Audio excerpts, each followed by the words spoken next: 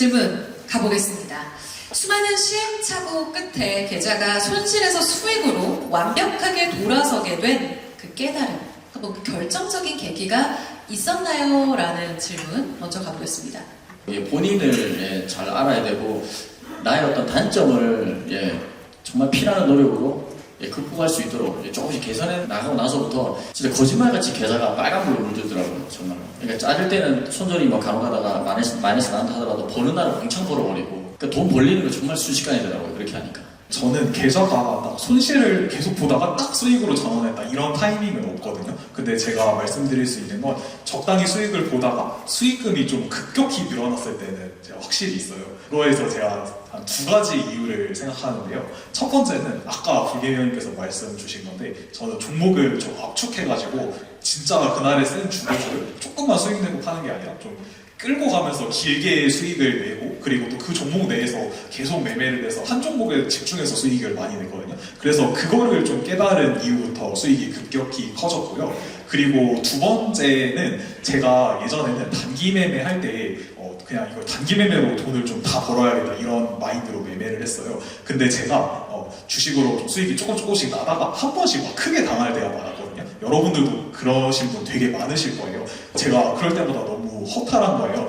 그래서 좀 제가 마음을 바꾸고 이걸 자산을 좀 배분해야겠다고 생각했거든요. 그래서 제가 그때 어떻게 했냐면 단기 매매 계좌에 제 기억으로 한 1억 정도 그때 있었거든요. 근데 그거를 2천으로 줄였어요. 그리고 나머지는 어떻게 했냐면 전부 다 여러 자산으로 배분했거든요. 그래서 첫 번째는 미국 ETF, 그리고 미국 개발 주식주 제가 테슬라도 샀어요. 그리고 비트코인도 사고 채권도 사고, 이렇게 그냥 비율 한 20%씩 다 나눴거든요. 그러니까 나머지 자산은 그렇게 나누고 이거 단타하는 거 2천만 원으로만 하자. 근데 그때부터 갑자기 이게 잘 되는 거예요. 그래서 저는 그때부터 번 돈을 다 이런 데에만 배분을 했습니다. 그래서 너무 주식으로 이게 막 복리로 계속 굴려가야겠다는 생각보다는 이거 적절히 수익 나면서 나머지는 좀 안정적으로 하자는 마음으로 하니까 되게 심리가 편안해져가지고 그때부터 또 잘 됐던 게 컸던 것 같습니다. 한 가지가 다 결정되고 이것으로 다 무너질 수 있다라는 그런 심리 자체가 우리를 옥죄면 안 되니까요. 두 분이 어떻게 다스리면서 깨달음의 길로 갔는지 답을 들어봤습니다.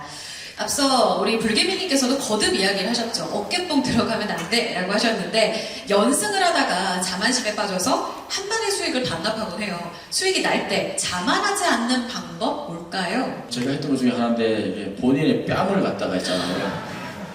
풀스윙으로 후를 갈기면은 이 정말 턱이 돌아가거든요. 그래서 피도 나고요 안에서. 그럼 정신이 번쩍 듭니다.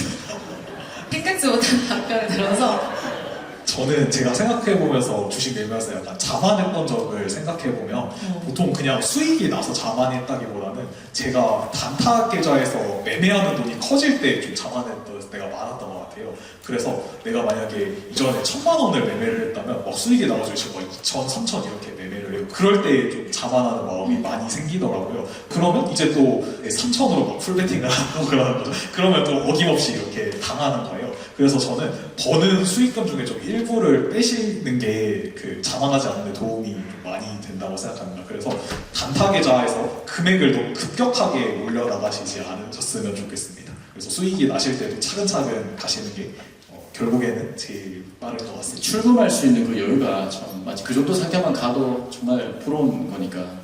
그래서 제가 아까 처음에 말씀드렸던 게 1억에서 2천으로 했다고 말씀드렸잖아요. 근데 그러면서 좀 뭔가 여유가 생긴 것 같더라고요.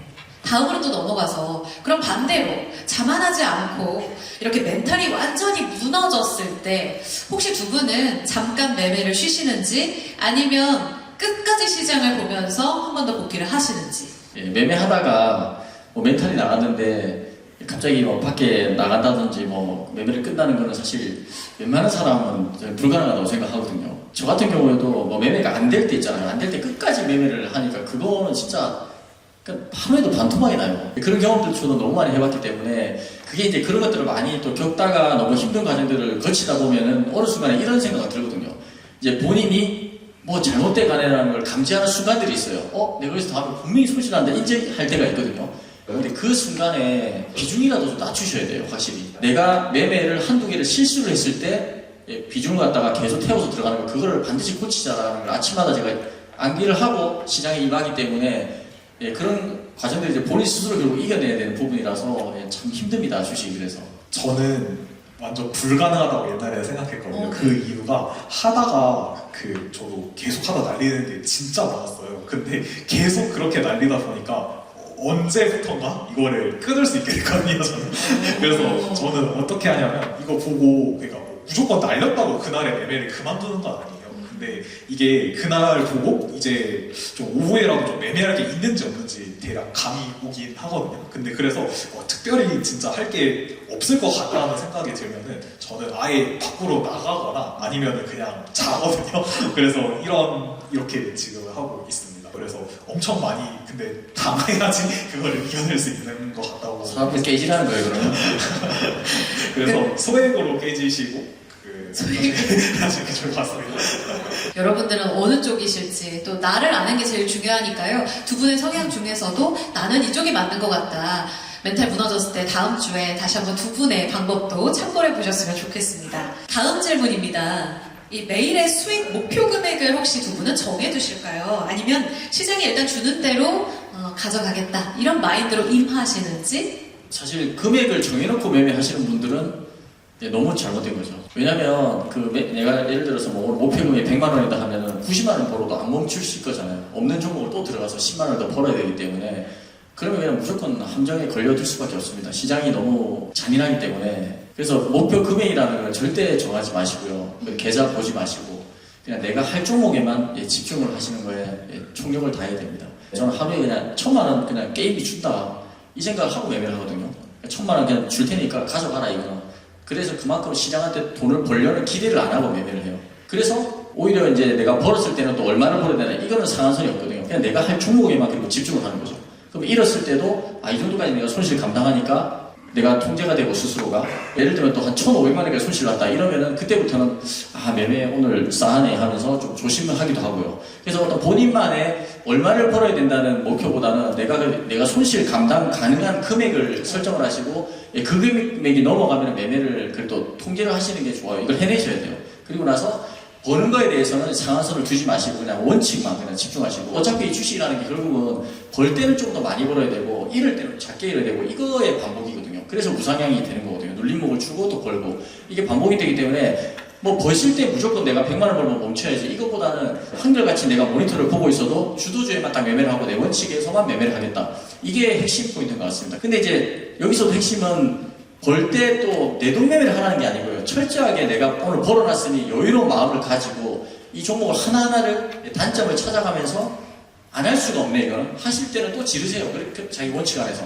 그러시면은 또 수익 나는 날은 굉장히 크게 나요. 근데 이제 벌었던 돈을 담보로 너무 막 매매하시면은 어김없이 다 나갑니다. 벌었던 거. 예, 그것만 명심하시면 될 것 같아요. 시장의 레슨비를 정해놓고 내가 이 정도까지는 손실 가능해 라는 선을 정해두면 그리고 내 매매 원칙에만 충실하면 돈은 쫓아온다. 너무 멋진 말이네요. 홍인기님은요? 저는 매매 수익을 매일매일 정해놓는 거는 일단 당연히 안 된다고 생각하는 게 저도 매매를 아까부터 압축해서 한다고 말씀드렸고 어떤 날은 이게 진짜 수익을 크게 낼 수 있는 기회가 있는 날이 있거든요. 그런 날은 많이 내지만 근데 또 어떤 날은 진짜 이거는 잃지만 않아도 잘하는 날이 있어요. 그렇기 때문에 이거 매일 금액 정해놓는 거는 완전히 그 마인드상 수익을 낼 수 있는 그냥 기법 자체로 좀 힘든 방법이라고 생각을 하고 저는 근데 하루를 떠나서도 주 단위, 월 단위로도 안 정해놓으셨으면 좋겠거든요. 그래서 보통 막 월별 일지 막 이런 거 너무 신경 쓰시는 분들 계시는데 그것도 마찬가지로 그달에 기회가 많으면 많이 벌 수 있는 달도 있고 아니면은 그냥 지키고 아니면 진짜 조금만 이뤄도 오히려 잘한 달도 있어요. 그래서 너무 압박 안 가지셨으면 좋겠고 그래서 저도 가능하면 수익 이런 거 안 보려고 하거든요. 근데 제가 그래도 유튜브에 한 번씩 이렇게 올리는 게 여러분들이 그래도 저한테 배우고 있으니까 저한테 배운 게 좀 맞다는 믿음을 드리기 위해서 좀 올리고 있습니다. 그래서 가능하면 좀 수익 너무 집착 안 하셨으면 좋을 것 같습니다. 너무 좋은 답변이었죠, 여러분. 꼭 참고하셔서 다음 주에도 승률을 잘 올리셨으면 좋겠어요. 신법이라든지 좀 멘탈 관리에 대한 질문이었다면 이번엔 좀 기법적으로 좀 구체적인 질문 들어가 보겠습니다.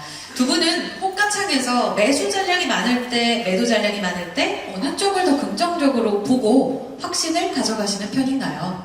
매도의 호가창이 빵빵하게 주도주들은 다 차 있어요. 항상 여러분들 보시면. 그래서 매도가 빵빵해야 되고 이제 매수 호가가 좀 얇은 게 훨씬 좋은 비율이고 보통 7대3 정도 되면 이상적인 패턴이거든요. 7대3이나 뭐 또 심하면 뭐 8대2도 괜찮고요. 근데 주도주를 고르시면 전부 다 호가가 다 그래요. 그렇기 때문에 호가가 위에 너무 막 많이 걸려있다고 해서 내가 부정적으로 이 종목을 뭐 바라보실 필요는 전혀 없겠죠. 불개미 형님께서 잘 말씀해 주셨는데 저는 약간 그 원리를 조금 한번 말씀 간단히 드려보겠습니다. 만약에 여러분들이 종목을 매도하신다고 하실 때 이거는 진짜 빨리 팔아야겠다고 생각하는 종목과 이거는 그냥 조금 오르면 팔아야지 이렇게 생각하는 종목이 있을 겁니다. 근데 이거는 좀 뭐 기다려도 비싸게 팔 수 있겠다 싶은 거는 아래 호가 낮춰서 파는 게 아니라 위에 깔아놓겠죠. 근데 이거는 지금 안 팔면 손실이 크게 나겠다 싶은 건 호가를 낮춰서 팔 거 아니에요. 그래서 이게 오히려 매도 잔량이 위에 많이 있는 종목일수록 파는 사람도 이게 그냥 좀 더 올라가겠구나 이렇게 생각하는 심리가 크고요. 매수도 똑같아요. 그래서 매수도 이거 그냥 좀 기다리면 싸게 살 수 있겠는데 하면은 그냥 아래에 깔아놓는 거고 이거 지금이라도 호가 높이거나 뭐 시장가로라도 사야 되겠다 싶으면 바로 사잖아요. 그래서 올라가는 건 매수 잔량이 보통 적은 거예요. 근데 뭐 매매하실 때 이거 호가창만 보시고 당연히 판단하는 거는 좀 거의 없고 그냥 일부분 중에 하나 정도라고 이해하시면 될 것 같습니다. 답변 되셨죠, 여러분?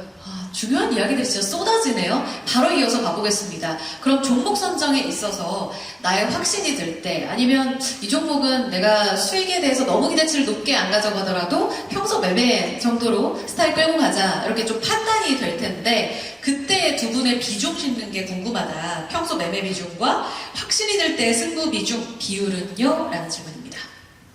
사실 이게 실력인 것 같아요, 주식은. 강약 조절이 제일 중요한데, 사실 초보 때는 그렇거든요. 우리가 뭐 매로나 매매 하라 하고 뭐 한 주만 사라 뭐 이렇게 연습하면 사실 저 강약 조절이라는 부분은 사실 빠진 거긴 하거든요.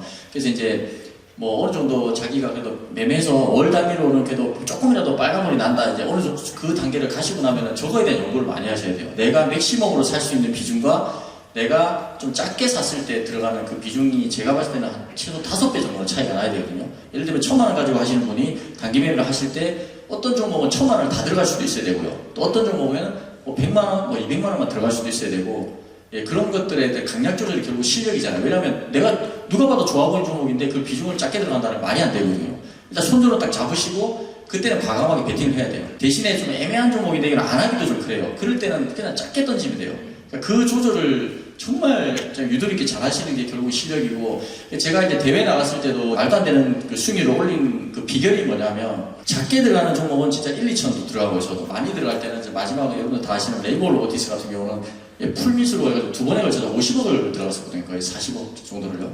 근데 그만큼 그때 같은 경우는 어떻게 보면 비율이 1,000만 원 들어가고 50억 들어갔으니까 50배가 차이가 나는 거죠. 그러니까 그 정도로 어떤 확신과 내가 이 정도 돈을 들어갔을 때 받아줄 거라는 그 시장의 주도주에 대한 믿음, 그 다음에 호가창이 받아준다는 그런 계산, 그런 것들이 다 어우러지는 게 결국은 저는 실력이라 생각하고 그런 조절 없이 제가 모든 종목을 다 뭐 5천만 원만 들어갔다든지 3천만 원만 들어갔다 이랬으면은 절대 1000%가 나올 수가 없어요. 그 조절이 정말 어떤 시대 경지로 잘해야지만 그 수익률이 나오는 거거든요. 여러분들도 그 제가 VOD 찍을 때마다도 늘 비중이 좀 다르잖아요.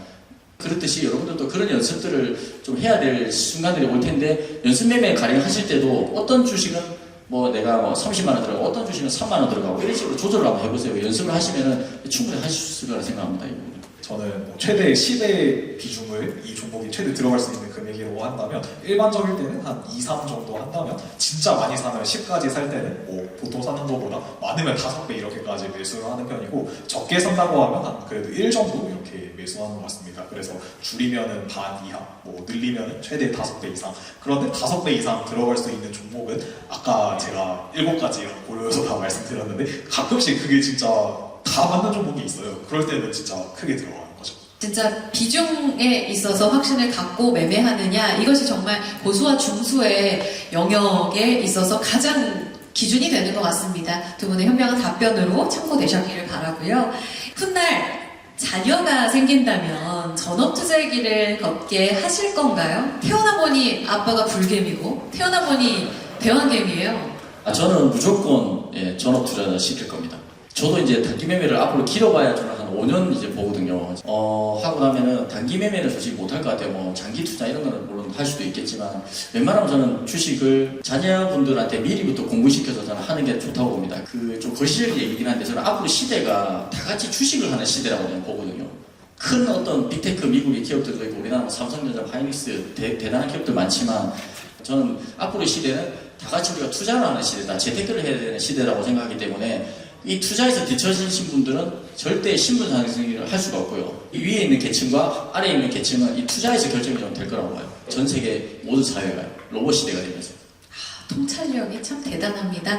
이제는 노동이 아니라 여러분들 프롤레타리아에서 캐피탈리스트로 옮겨가는 그 과정에서 지금 계신 분들이 또 주인공이 되실 거니까요. 조기 교육도 열심히 해야겠네요. 그렇죠? 영어 유치원이 아니라 주식 유치원. 네, 사업하실 생각도 있으세요? 네, 저희 자녀 여기 맡기면 될 것 같아요. 그렇죠? 호잉기 님도 공감하세요? 저 같은 경우에는 무조건 전업을 시키진 않을 것 같아요. 근데 제가 그렇게 생각하는 이유가 저는 좀 좋아하는 것과 관심 없는 것이 진짜 명확하거든요. 그래서 좋아하는 거는 진짜 어떻게든 다 찾아보면서 항상 그 생각을 가지고 있어요. 근데 안 좋아하는 거는 예를 들어서 별로 안 좋아하는 과목 공부를 한다고 하면은 그거는 진짜 아무리 시간 투자하고 하려고 해도 집중도 안 되고 전혀 안 되는 거예요. 그래서 저는 만약에 자녀가 주식에 흥미가 있다고 하면 저 옆에서 그냥 계속 알려줄 수 있으니까 잘하게 할 자신이 있거든요. 그래서 그러면 전업 투자를 시킬 거고. 시대는 얼마 줄 거야? 처음에 한다고 계좌에. 처음에는 뭐 100만 원으로 해야죠. 나는 아빠처럼 어떻게 들고 가고 싶어 이러면. 그러면 그걸 다 날린다고 해야죠. 부럽네요. 태어나서 주식이 너무 재밌어 아빠 하고 싶어 했을 때 호잉기 님이 또 이렇게 네프콘 콘텐츠 구독자분들께 가르쳐 주시는 것처럼 친절하게 가르쳐 줄 의향이 있고 좋아하는 거를 시키겠다. 맞죠? 네, 맞습니다. 근데 뭐 싫어하면은 뭐 좋아하는 걸 찾아야지 그 억지로 그걸 시킬 수는 없으니까. 현명합니다. 앞으로 미래가 궁금하네요. 그쵸? 여러분 계속 지켜봐 주시길 바라겠습니다. 마지막으로요. 지금 이 순간에도 손실로 좀 고통받으면서 포기하고 싶은 후배분들이 분명히 계시죠. 우리 후배 개미님들께 한 말씀씩 듣고 마무리할게요. 일단 지금 손실로 고통받고 있다고 이렇게 일단 나와 있는데 저는 손실 때문에 주식을 하시는 분들이라면 안 하시는 게 맞다고 생각하거든요. 제가 이렇게 말씀드리는 이유가 이런 거 말씀드릴 때는 그냥 따뜻하고 좋은 말씀을 드리기보다 실제로 여러분들에게 도움되는 말을 드리는 게 맞다고 생각하거든요.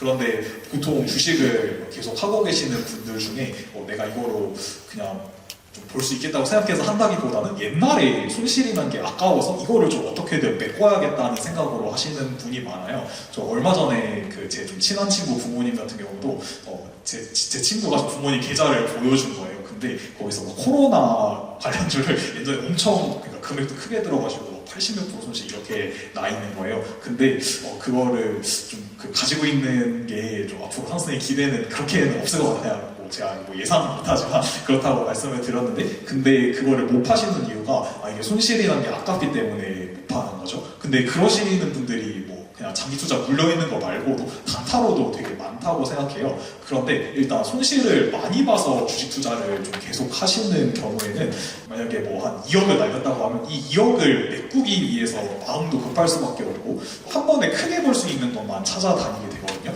그래서 그런 경우에는 오히려 좀 더 손실을 볼 확률이 높고 아예 차라리 가능성이 없다고 생각하시면 아예 그만하시는 게 오히려 맞다고 생각하고 그런데 무조건 예전에 손실을 많이 봤다고 안 해야 된다는 건 아닙니다. 그런데 본인이 그냥 이전에 손실 본 건 일단은 있기는 힘들겠지만 일단 마인드적으로 있고 제가 현재 상황에서 조금씩 차근차근씩 전진해 나갈 수 있고 앞으로 내가 단기 매매를 해서 좀 가능성이 보인다고 생각하시는 분들은 이전 손실을 입고 지금부터 좀 시작이라고 생각하시고 그때부터 열심히 해나가시면 좋을 것 같습니다. 네, 손실에 대한 이 괴로움에서 조금은 자유로워지실 수 있기를 바라는 그런 마음을 전해주셨어요. 불개미님은요?